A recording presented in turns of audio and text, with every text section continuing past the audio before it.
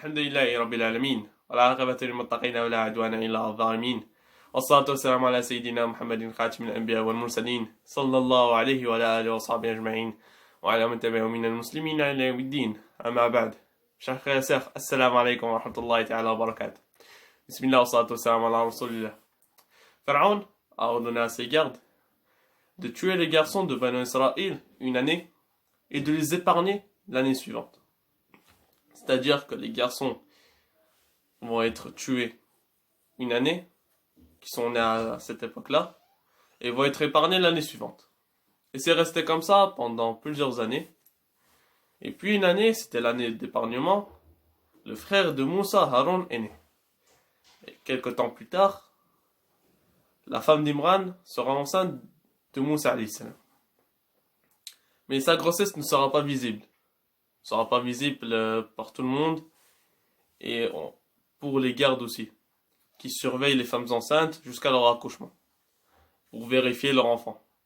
Si c'était un garçon, il le prenait de le tuer. Si c'était une fille, il l'épargnait. Elle avait peur pour son enfant qui était dans son ventre. Du coup, elle a préféré cacher l'histoire de sa grossesse à tout le monde jusqu'à qu'elle accoucha de Moussa alayhi salam. Et c'était un très beau garçon. Et par sa peur, elle a fabriqué un panier attaché à une corde. Et elle habitait à côté du fleuve du Nil. Elle l'allaitait et quand elle suspectait de quelqu'un, en gros tout le monde, elle mettait son fils dans le panier et le jetait dans le fleuve du Nil. Bien sûr, le panier était attaché à une corde qu'elle le tenait. Quand les personnes partirent, elle ramenait son fils à la rive.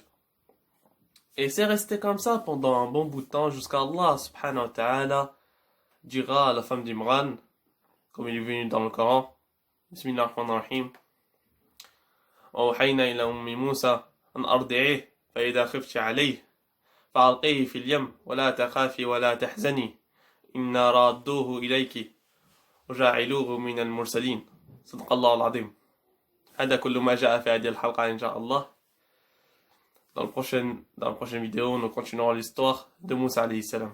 اللهم اهدنا واهدي بنا واجعلنا سببا لمن اهتدى وصلى الله وسلم على سيدنا محمد وعلى آله وأصحابه أجمعين وآخر دعوانا أن الحمد لله رب العالمين.